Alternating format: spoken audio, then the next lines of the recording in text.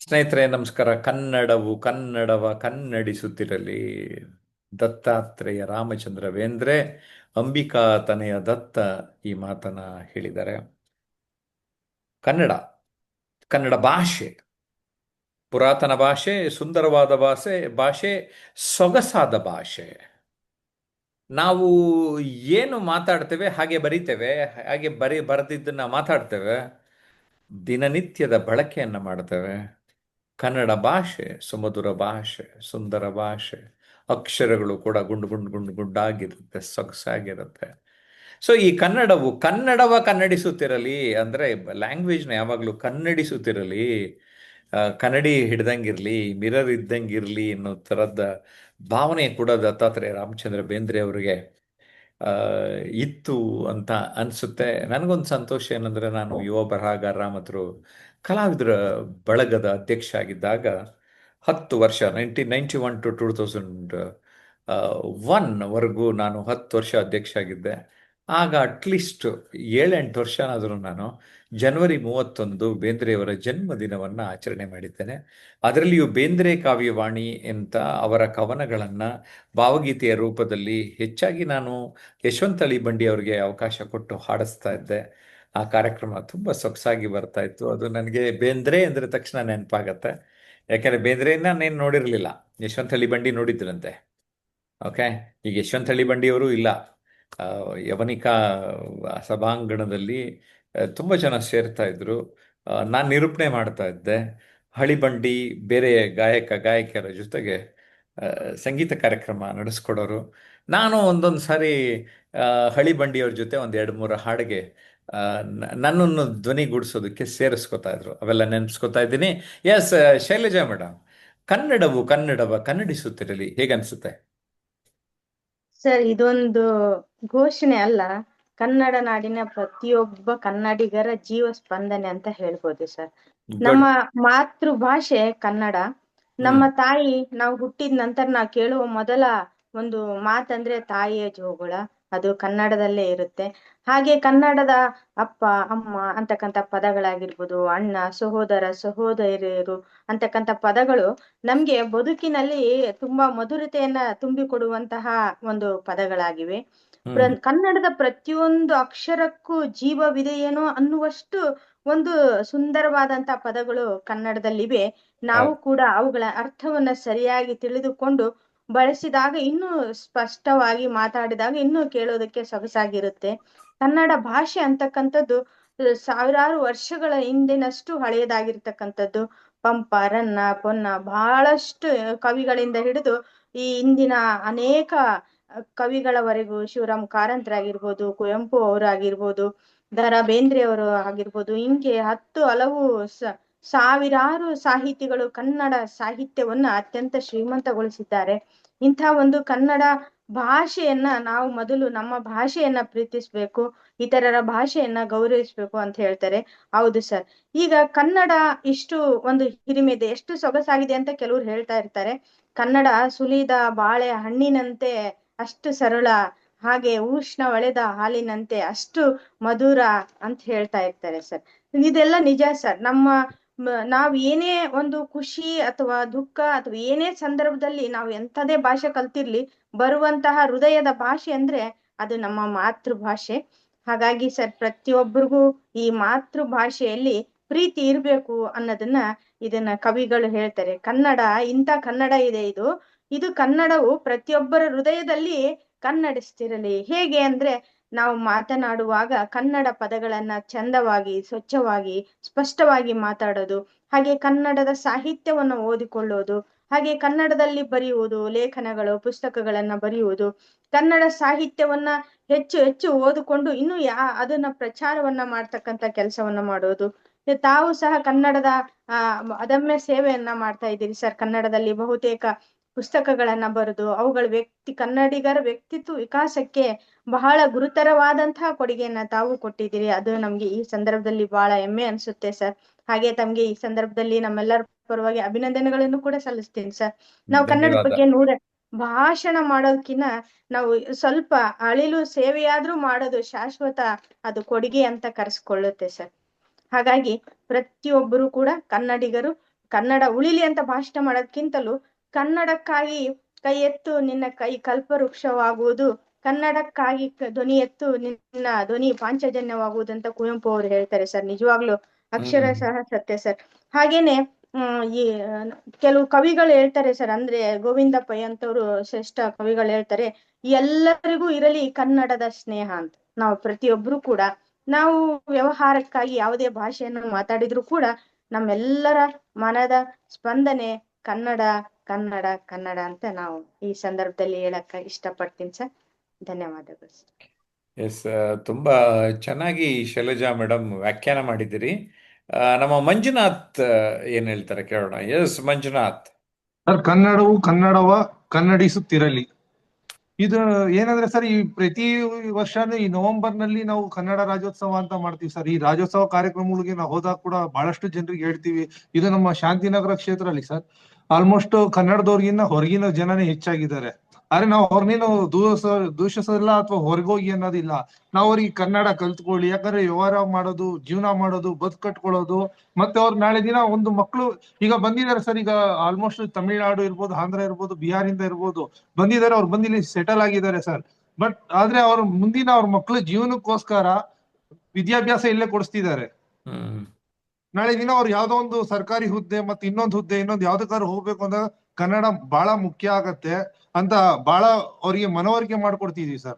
But ಆದ್ರೂ ಕೂಡ ಕೆಲವರು ತಗೊಳ್ತಾರೆ, ಕೆಲವರು ಅರ್ಥ ಮಾಡ್ಕೊಳ್ತಾರೆ ಸರ್. ಮಾಡ್ಕೊಂಡು ಸ್ವಲ್ಪ ಪ್ರಯತ್ನ ಮಾಡ್ತಿದೀವಿ. ನಾವು ಕೂಡ ಜನರಲ್ಲಿ ಜಾಗೃತಿ ಮೂಡಿಸ್ತಾ ಇದೀವಿ ಸರ್. ಕನ್ನಡ ಏನಕ್ಕೋಸ್ಕರ ಕಲಿಬೇಕು, ನಿಮ್ ಮಕ್ಳ ಜೀವನಕ್ಕೋಸ್ಕರ. ಯಾಕಂದ್ರೆ ಬಂದಿದ್ದೀರಾ ಇಲ್ಲಿ, ನಾವು ಕನ್ನಡದವ್ರು ಯಾರನ್ನೂ ಹೊರಗಡೆ ದಬ್ಬಲ್ಲ, ಎಲ್ರು ಒಪ್ಕೋತೀವಿ, ಪ್ರೀತಿಸ್ತೀವಿ. ಆದ್ರೆ ನೀವು ನಮ್ಮ ಭಾಷೆಯನ್ನ ಕಲ್ತ್ರೆ ಮುಂದಿನ ನಿಮ್ ಮಕ್ಳಿಗೆ ಭವಿಷ್ಯ ಕೂಡ ಒಳ್ಳೇದು. ಮತ್ತೆ ನಿಮ್ಮ ಒಳಗಡೆ ಮನೆಯಲ್ಲಿ ಯಾವುದೇ ಭಾಷೆ ಮಾತಾಡಿ, ಇಲ್ಲಿ ಹೊರಗಡೆ ಬಂದಾಗ ಹೆಚ್ಚಾಗಿ ಕನ್ನಡ ಮಾತಾಡಿ. ಆಮೇಲೆ ಇಲ್ಲಿ ಈ ಅಲ್ಪಸಂಖ್ಯಾತರು ಮಕ್ಳುಗಳು ಇದಾರೆ ಸರ್, ಅವರು ಬರೀ ಉರ್ದು ಹಿಂದಿ ಇದು ಮಾತಾಡ, ಅವ್ರಿಗೂ ಕೂಡ ಬಹಳಷ್ಟು ಜನಕ್ಕೆ ನಾವು ಇಲ್ಲಿ ನಮ್ಮ MLA ಅವರು ಒಂದು ಕನ್ನಡ ಭವನ ಅಂತಾನೆ ಕಟ್ಸ್ಬಿಟ್ಟಿದ್ದಾರೆ ಸರ್. ಆ ಮಕ್ಳುಗಳಿಗೆ ಯಾರೇ ದೊಡ್ಡವ್ರು ಇರ್ಲಿ ಮಕ್ಳು ಇರ್ಲಿ ಯಾರೇ ಇರ್ಲಿ ಸಂಜೆ 5ರಿಂದ 7-8 ಗಂಟೆವರೆಗೂ ಫ್ರೀ ಕನ್ನಡ ಕೋಚಿಂಗ್ ಅಂತ ಹೇಳಿ ಬಹಳಷ್ಟು ಪ್ರಯತ್ನ ಪಡ್ತಿದೀವಿ ಸರ್. ಜನ ಕನ್ನಡ ಕಲ್ತ್ಕೊಳ್ಳಿ, ಮತ್ತೆ ಬಹಳ ಅನುಕೂಲ ಆಗತ್ತೆ ಅವ್ರಿಗೆ ಕೂಡ. ಬಂದಿದ್ದೀರಿ ರಾಜ್ಯ ಬಿಟ್ಟು ರಾಜ್ಯಕ್ಕೆ ಜೀವನ ಕಟ್ಕೊಳ್ಲಿಕ್ಕೆ, ಕನ್ನಡ ಕಲ್ತ್ಕೊಳ್ಳಿ, ನೀವು ಕೂಡ ಸುಖವಾಗಿ ಬಾಳಿ, ನಮ್ಮಲ್ಲಿ ನೀವು ಕೂಡ ಒಬ್ರಾಗಿ, ಆದ್ರೆ ನಮ್ಮ ಭಾಷೆನ ಕೂಡ ಬೆಳೆಸಿ ಅಂತ. ಅದರಲ್ಲಿ ಈಗ ತುಂಬಾ ಹೆಮ್ಮೆ ಆಗತ್ತೆ ಸರ್. ಈಗ ಬಾಲಿವುಡ್ ಹಾಲಿವುಡ್ ಅಂತ ಹೇಳ್ತಿದ್ರು, ಈಗ ಕನ್ನಡನೇ ನಮ್ಮ ಎಲ್ಲದಕ್ಕೂ ಮೀರಿ ಹೋಗಿದೆ. ಅದೆಲ್ಲ ಒಂದು ಬಹಳ ಸಂತೋಷದಾಯಕ ವಿಚಾರಗಳು ಸರ್. ಆ ಕನ್ನಡ ಇನ್ನೂ ಹೆಚ್ಚಾಗಿ ಬೆಳಿಬೇಕು ಅನ್ನೋದೇ ನಮ್ಮೆಲ್ಲರ ಆಶಯ ಸರ್. ಇಷ್ಟು ತುಂಬಾ ಮಾತು ಹೇಳ್ತಾ ನನ್ನ ಮಾತುಗಳನ್ನ ಮುಗಿಸ್ತೀನಿ ಸರ್. ಧನ್ಯವಾದಗಳು ಓಕೆ, ಸರ್. ತುಂಬಾ ಒಳ್ಳೆ ಮಾತುಗಳನ್ನ ತಾವು ಆಡಿದ್ರಿ. ಕಟ್ಟೇರಿ ಸ್ವಾಮಿ ಏನ್ ಹೇಳ್ತಾರೆ? ಎಲ್ರಿಗೂ ನಮಸ್ಕಾರ. ಕನ್ನಡವ ಕನ್ನಡಿಸುತ್ತಿರಲಿ, ದ ರಾ ಬೇಂದ್ರೆ ಈ ಮಾತನ್ನು ಹೇಳಿದರೆ. ಈ ಸಾಲು ನಿಜಕ್ಕೂ ನಡುಕ ತುಂಬುತ್ತದೆ ಈ ಮಾತು. ಯಾಕಂದ್ರೆ ಕನ್ನಡವನ್ನ ನಾವು ಕೇವಲ ಒಂದು ಭಾಷೆಯಾಗಿ ನಾವು ನೋಡಬಾರ್ದು, ಅದನ್ನ ನಾವು ಅನುಭವಿಸ್ಬೇಕು. ಈಗ ನೋಡಿ, ಕನ್ನಡದ ಒಂದು ಭಾವ ಆಗಿರ್ಬೋದು, ಒಂದು ಕನ್ನಡದ ಒಂದು ರಕ್ತ ನೆನಪು, ಈ ಸಂಸ್ಕೃತಿ, ಇವೆಲ್ಲವೂ ನಮ್ಮ ಒಂದು ಸೇರಿಕೊಂಡು ನಮ್ಮ ಒಂದು ಜೀವಂತಿಕೆಯನ್ನ ಒಂದು ರೂಪದ ಥರ ನಮಗೆ ಕೊಟ್ಟಿದ್ದಾವೆ. ಕನ್ನಡ ಅಂದರೆ ಕೇವಲ ಒಂದು ಅಕ್ಷರಗಳ ಸಮೂಹವಲ್ಲ, ಇದು ನಮ್ಮ ಮಾತು, ನಮ್ಮ ಮಣ್ಣು, ಹಾಗೆ ನಮ್ಮ ಮಮತೆ, ಪ್ರತಿಯೊಂದು ಆಗಿ ನಾವು ಮಾತನಾಡೋದಾಗಿರ್ಬೋದು. ಪ್ರತಿಯೊಂದು ಭಾಷೆಯಲ್ಲಿ ನಾವು ಇದನ್ನ ನಾವು ಕೇವಲ ಒಂದು ಭಾಷೆಯಾಗಿ ಬಳಸೋದಲ್ಲದೆ ನಮ್ಮ ದಿನನಿತ್ಯದ ಒಂದು ಸಾಮೂಹಿಕ ಒಂದು ದಿನಚರಿಯಲ್ಲಿ ಕೂಡ ನಾವು ಇದನ್ನ ಕನ್ನಡವನ್ನ ನಾವು ಬಳಸ್ತಾ ಇರ್ತೀವಿ.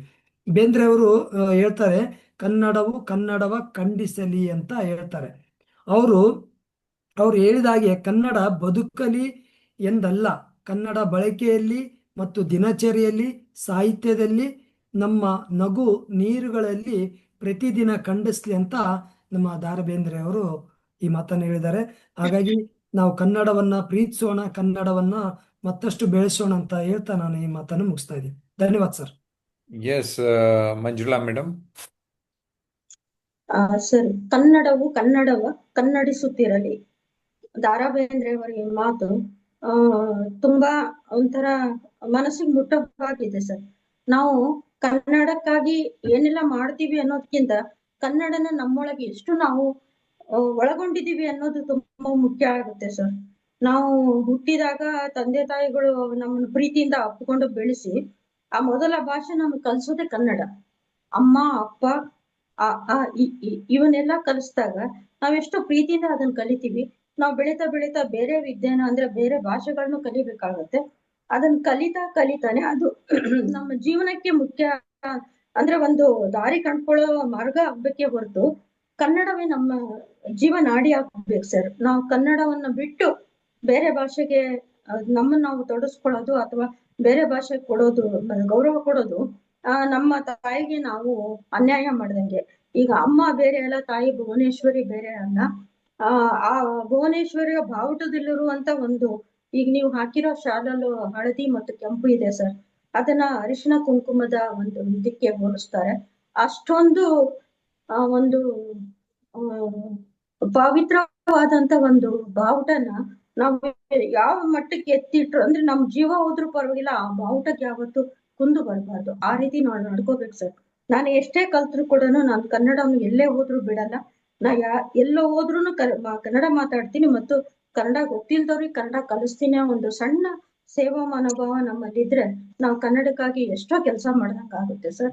ಯಾವ್ದೇ ಕಾರಣಕ್ಕೂ ಬೇರೆ ಭಾಷೆಯವ್ರಿಗೆ ನಮ್ ಭಾಷೆ ಬರಲ್ಲ ಅಂತ ನಾವು ಅವ್ರ ಭಾಷೆ ಮಾತಾಡಬಾರ್ದು ಸರ್. ನಮ್ ಕರೆಕ್ಟ್. ಭಾಷೆನ ಅವ್ರಿಗೆ ಕಲಿಸ್ಬೇಕೇ ಹೊರತು ನಾವು ಅವ್ರ ಭಾಷೆ ಮಾತಾಡಬಾರ್ದು. ಇಷ್ಟು ಹೇಳಿ ನನ್ನ ಮಾತು ಮುಗಿಸ್ತೀನಿ. ನಮಸ್ಕಾರ. ಸಂತೋಷ್ ಶೆಟ್ಟಿ, ತಮ್ಮ ಅನಿಸಿಕೆ ತಿಳಿಸಿ. ಹೌದು ಸರ್. ಕನ್ನಡವು ಕನ್ನಡಿಸುತ್ತಿರಲಿ. ಬಹಳ ಚೆನ್ನಾಗಿದೆ ಸರ್ ಇದು. ಅಂದ್ರೆ ನಮ್ಮ ಭಾಷೆಯ ಬಗ್ಗೆ ನಮ್ಗೆ ಯಾವಾಗೂ ಅಭಿಮಾನ ಇರಬೇಕು.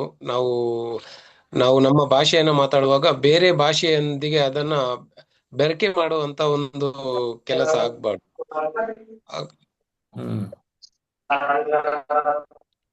ಓಕೆ, ಎಸ್ ಸಂತೋಷ್ ಶೆಟ್ಟಿ, ತುಂಬಾ ಸಂತೋಷ ತಮ್ಮ ಅನಿಸಿಕೆ ತಿಳಿಸಿದ್ರಿ.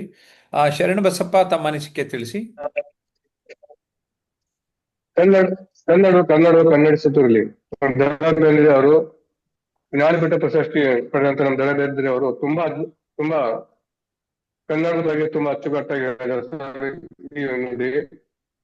ಎಲ್ಲಿ ಅಂತ ನಮ್ಮ ಭಾಷೆ ನಾವು ಇಷ್ಟು ದೂರ ಬಂದು ದುಡಿತಿರ್ಬೋದು ಸರ್. ನಾವು ದುಡಿಯೋಕ್ಕಾಗಿ ಬೇರೆ ಭಾಷೆಯನ್ನು ಅವರು ಅಳವಡಿಸ್ಕೊಂಡರು. ನಾವು ಆಡೋ ಭಾಷೆ ಮನೆಯಲ್ಲಿ ಆದರೂ ಮಕ್ಕಳಿಗೆ ಅಲ್ಲಿ ಮನೆಯಲ್ಲಿ ಮಕ್ಕಳಿಗೆ ಕನ್ನಡ ಕಲಿಸಬೇಕು. ಆಮೇಲೆ ನಮ್ಮ ಕನ್ನಡ ಸೇವೆ ಎಷ್ಟಾಗುತ್ತೆ ಅಷ್ಟು ಯಾವಾಗಲೂ ಮಾಡ್ತಿರ್ಬೇಕು ಸರ್. ಇಲ್ಲಿ ನಮ್ಮಲ್ಲಿನೂ ಕೂಡ ನಾವು ಇಷ್ಟು ದೂರ ಇದ್ದರೂ ಕೂಡ ಇಲ್ಲಿ ಕನ್ನಡ ಕಲಿಸ್ತೀವಿ ಸರ್. ಕನ್ನಡ ಸ್ಕೂಲು ಮತ್ತೆ ಗೌರ್ಮೆಂಟ್ ಸ್ಕೂಲು, ಅಲ್ಲಿ ಆ ಇರೋ ಭಾಷೆಗಳಲ್ಲಿ ಕನ್ನಡವನ್ನು ಅವ್ರು ಇಲ್ಲಿಯವರೆಗೂ ಕೂಡ ಇಲ್ಲಿ ಕಲಿಸುವಂತ ಒಂದು ಕೆಲಸ ಇಲ್ಲಿ ಮಾಡ್ತಿರ್ತೀವಿ ಸರ್. ಇಲ್ಲಿ ಎಷ್ಟೇ ಆದರೂ ನಾವು ಕನ್ನಡದ ಮನೆಯಲ್ಲಿ ಮಾತಾಡ್ಬೇಕು. ಎಸ್, ನೀವು ನವೋದಯಲ್ಲಿ ಇದ್ಕೊಂಡು ಕನ್ನಡದ ಬಾವುಟ ಈಗ ರಾಜ್ಯೋತ್ಸವ ಕೂಡ ಇದೆ ಸರ್. ಇಲ್ಲಿ ಎಲ್ಲ ಸೇರಿ ರಾಜ್ಯೋತ್ಸವ ಕೂಡ ಆಚರಿಸ್ತಾ ಇದ್ದೀವಿ ಸರ್. ಹೋದ ಸಂಜೆ Very ಒಂದು good, ಆಯ್ತು ಸರ್, very 15ನೇ ತಾರೀಕು. ಈ ನೆಕ್ಸ್ಟ್ ಸಂಡೇ ಇದೆ ಸರ್. ನಾವು ನಾಳೆ ಬಿಡುವ ಸಂಡೇ ಹೊಂಟಿದೆ. ಒಳ್ಳೇದು. ಕನ್ನಡದ ಕನ್ನಡ ಕೆಲಸವನ್ನ ಶರಣಬಸಪ್ಪ ಮುಂದುವರಿಸ್ಕೊಂಡು ಬನ್ನಿ ನವದೆಹಲಿಯಲ್ಲಿ ಅಂತ ಹೇಳ್ತಾ, ಆತ್ಮೀಯರೇ, ಕನ್ನಡ ಅಂತ ಇದ್ದ ಹಾಗೇನೆ ನಮಗೆ ಒಂದು ರೀತಿ ಅಭಿಮಾನ. ಸೊ ನಾನು ಕಾಲೇಜಿನ ದಿನಗಳಲ್ಲಿ ಗೋಕಾಕ್ ಚಳವಳಿಯಲ್ಲಿ ಕೂಡ ರಾಜ್ಕುಮಾರ್ ಎಲ್ಲೆಲ್ಲಿ ಹೋಗ್ತಾ ಇದ್ರು, ಎಲ್ಲ ಕಾರ್ಯಕ್ರಮಗಳಿಗೆ ಹೋಗ್ತಾ ಇದ್ದೆ. ನಮ್ಮ ವಿಜಯ ಕಾಲೇಜಲ್ಲಿ ಕನ್ನಡ ನಾಮಫಲಕ ಇರಲಿಲ್ಲ. ಪ್ರಾಂಶುಪಾಲರಿಗೆ ಪತ್ರ ಬರೆದು ಕನ್ನಡ ನಾಮಫಲಕ ಹಾಕಿಸ್ದೆ. ಒಂದ್ಸಾರಿ ಒಂದು ಕಾರ್ಯಕ್ರಮದಲ್ಲಿ ಡಾಕ್ಟರ್ ದೊಡ್ಡರಂಗೇಗೌಡರು, ನನಗೆ ಆತ್ಮೀಯರು, ಕನ್ನಡದಲ್ಲೇ ಸಹಿ ಮಾಡಬೇಕು ಅಂತ ಅಂದರು. ಸುಮಾರು ಒಂದು 25-30 ವರ್ಷ ಆಯ್ತು ಅನ್ಸುತ್ತೆ. ಅವತ್ತಿಂದ ಇವತ್ತರೆಗೂ ನನ್ನ ಸಹಿಯನ್ನ ಕನ್ನಡದಲ್ಲೇ ನಾನು ಮಾಡ್ತಾ ಇದ್ದೇನೆ. ಜೊತೆಗೆ ನಾನು 1-2 ಪುಸ್ತಕ ಬರೆಯೋಣ ಅಂತ ಹೋದೆ, 17 ಪುಸ್ತಕ ಆಯಿತು. ಮತ್ತಷ್ಟು ಪುಸ್ತಕಗಳನ್ನು ಬರೆಯಲಿಕ್ಕೆ ನಾನು ಹೊರಟಿದ್ದೀನಿ. Amazon.in ನನ್ನೆಲ್ಲ ಕೃತಿಗಳು ನಿಮಗೆ ಸಿಗ್ತದೆ. ನೀವು ಡಿಸ್ಕ್ರಿಪ್ಷನ್ ನೀಡಿರುವ ಲಿಂಕ್ನಲ್ಲಿ ಮೂಲಕ ಕೂಡ ನೀವು ಪಡೆಯಬಹುದು. ಸಪ್ನಾ ಬುಕ್ ಹೌಸ್ ಮಳಿಗೆಗಳಲ್ಲಿಯೂ ಕೂಡ ನಮ್ಮ ಪುಸ್ತಕ ದೊರೆಯುತ್ತದೆ. ಜೊತೆಗೆ ನಿಮಗೆ ಗೊತ್ತಿರಲಿ, ಕನ್ನಡ ರಾಜ್ಯೋತ್ಸವದ ಸಂದರ್ಭದಲ್ಲಿ ಸಪ್ನಾ ಬುಕ್ ಹೌಸ್ 70 ಸಾಹಿತಿಗಳ ಕೃತಿಗಳನ್ನು ಡಿಸೆಂಬರ್ 27 ಬೆಳಿಗ್ಗೆ 10 ಗಂಟೆಗೆ ಗಾಂಧಿ ಭವನ್, ಶಿವಾನಂದ ಸರ್ಕಲ್ ಬಳಿ ಇದೆ, ನಡೆಯುತ್ತೆ. 70 ಜನ ಸಾಹಿತಿಗಳನ್ನು ನೀವೆಲ್ಲ ನೋಡೋದಕ್ಕೆ ಅವಕಾಶ ಸಿಗುತ್ತೆ. ಆ 70 ಜನರಲ್ಲಿ ನಾನು ಇರ್ತೇನೆ. ಓಕೆ, ಈಗಲೇ ನಿಮ್ಗೆ ಮುಂಚಿತವಾಗಿ ನಾನು ಈ ವಿಚಾರವನ್ನು ಹೇಳಿದ್ದೇನೆ. ನನ್ನ ಪರೀಕ್ಷೆಯ ನಿರೀಕ್ಷೆ ಕೃತಿ ಅವತ್ತು ಬಿಡುಗಡೆ ಆಗ್ತಾ ಇದೆ. ಕನ್ನಡ ಅಂತ ಇದ್ದ ಹಾಗೆ ಏನೋ ಒಂಥರ ಖುಷಿ, ಏನೋ ಒಂಥರ ಸಂಭ್ರಮ. ಯುವ ಬರಹಗಾರರ ಕಲಾವಿದರ ಬಳಗದ ಅಧ್ಯಕ್ಷ 10 ವರ್ಷಗಳಾಗಿದ್ದೆ. ಸುಮಾರು 500 ಕಾರ್ಯಕ್ರಮಗಳನ್ನು ಆಯೋಜಿಸಿದ್ದೆ. ಎಲ್ಲವೂ ಕನ್ನಡಕ್ಕೆ ಪೂರಕವಾದ ವಿಚಾರಗಳು, ಸಾಹಿತ್ಯಕ್ಕೆ ಸಂಬಂಧಪಟ್ಟಿದ್ದು, ಚಿತ್ರಕಲೆಗೆ, ನಾಟಕ, ನೃತ್ಯ, ಈ ರೀತಿ 10 ಹಲವು ಕ್ಷೇತ್ರಗಳಲ್ಲಿ ನಾನು ತೊಡಗಿಸ್ಕೊಂಡಿದ್ದು. ಜೊತೆಗೆ ಒಬ್ಬ ನಿರೂಪಕನಾಗಿ ಸುಮಾರು 10 ವರ್ಷಗಳ ಕಾಲ 1,000 ಕಾರ್ಯಕ್ರಮಗಳಿಗೆ ನಿರೂಪಣೆ ಮಾಡಿದ್ದೇನೆ. ಕನ್ನಡ ಭಾಷೆಯನ್ನು ಸುಂದರವಾಗಿ, ಸುಮಧುರವಾಗಿ ವೀಕ್ಷಕರಿಗೆ ನೀಡಿದ್ದೇನೆ. ನನ್ನ ಒಂದು ನಿಮಗೆ ನಾರಾಯಣ್ ರೆಡ್ಡಿ ಅಂತ ಒಬ್ಬ ಫೇಮಸ್ ರೈತ ನಿಮಗೆ ಗೊತ್ತಿರ್ಬೋದು. ಅವರೊಂದು ಮಾತು ಹೇಳಿದರು, ಕನ್ನಡದಲ್ಲಿ ನಿರೂಪಣೆ ಅಂದರೆ ಅದು ಜಯಪ್ರಕಾಶ್, ಇನ್ನು ಮಹಿಳೆಯರಲ್ಲಿ ಅಂದರೆ ಅದು ಅಪರ್ಣ ಅಂತ ಒಂದು ಮಾತನ್ನು ಹೇಳಿದರು. ಅವ್ರು ಈಗಿಲ್ಲ, ಬಟ್ ಅವ್ರಿಗೆ ಏನನ್ನಿಸ್ತು ಏನೋ, ಎಷ್ಟು ಜನ ನಿರೂಪಕರು ನೋಡಿದ್ರು ಏನೋ, ಪುರುಷ ನಿರೂಪಕರಲ್ಲಿ ನೀವೇ ನಂಬರ್ 1 ಅಂತ ಹೇಳಿದರು. ಅದನ್ನು ನೆನಪಾಯಿತು, ನಿಮ್ಮ ಜೊತೆ ಹಂಚಿಕೊಂಡೆ. ಸ್ನೇಹಿತರೆ, ಮತ್ತೊಂದು ವಿಡಿಯೋಲ್ಲಿ ಭೇಟಿಯಾಗೋಣ. ನಮಸ್ಕಾರ.